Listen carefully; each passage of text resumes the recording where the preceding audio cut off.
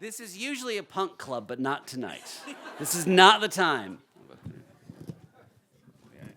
All right, thank you. All right. It was 1964. I was 5 years old. I'm walking home from school. And I'm in a hurry to get home because I want to get out of my school clothes into my play clothes. I'm one of 11 kids. And although in 64, there was only 9, only. Plus my mom, my dad, my grandfather, we all lived in one of those little post-war bungalows. And my parents, they're incredible. They pinched every penny. And my mom would be furious if you went out and played in your school clothes and messed them up. So I'm in a hurry to get home.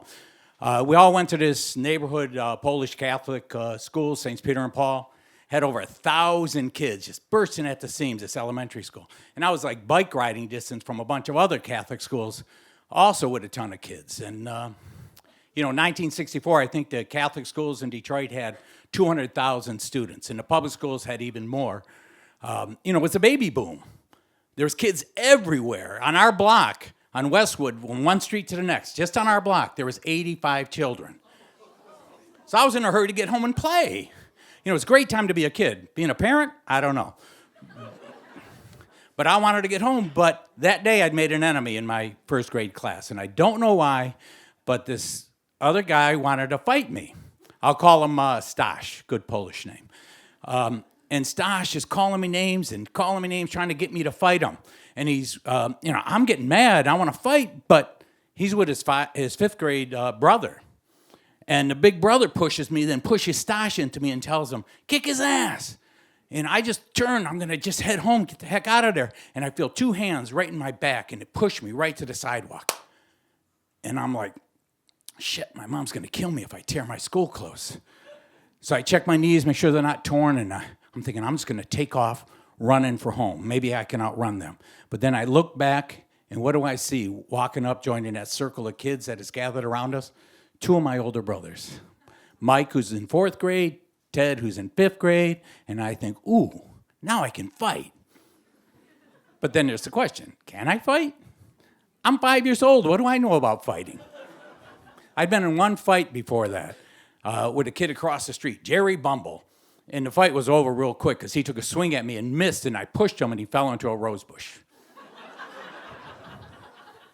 There was no rose bushes around, so as I'm getting up, I'm thinking, all right, I don't know anything about fighting, but I know a little bit about football because my brothers would play football in a vacant lot across the street. And if they were short a player, well, they'd let their little brother play.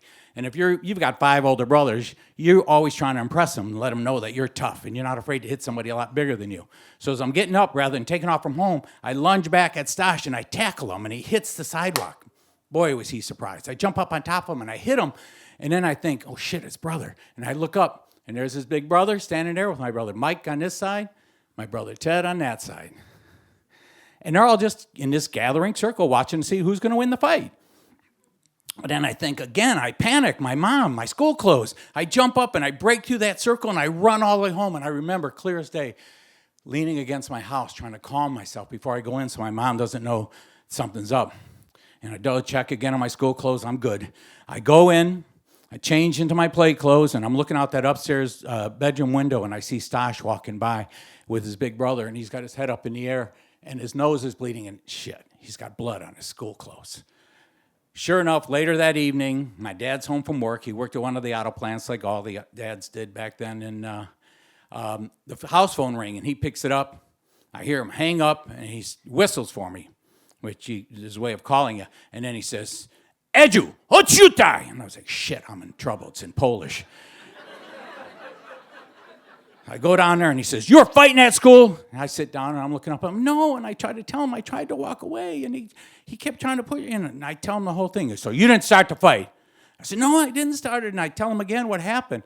And he says, all right, I don't want you starting any fights, but if you have to, you can finish him. And he walks away, and I'm like, really? I was sure I'd get the belt. And I start to get up, but just then I see my mom. She's heard the end of the story. She's at the top of the steps. She'd just come up to the basement with a basket full of laundry. But to be fair, she was always either walking up and down from the basement with a basket full of laundry Or when she wasn't cooking or cleaning or baking or sewing or canning, and she hears, "Fight! You got in a fight?" I said, "Yes." "You didn't tear your school clothes, did you?" "No, Mama, I didn't."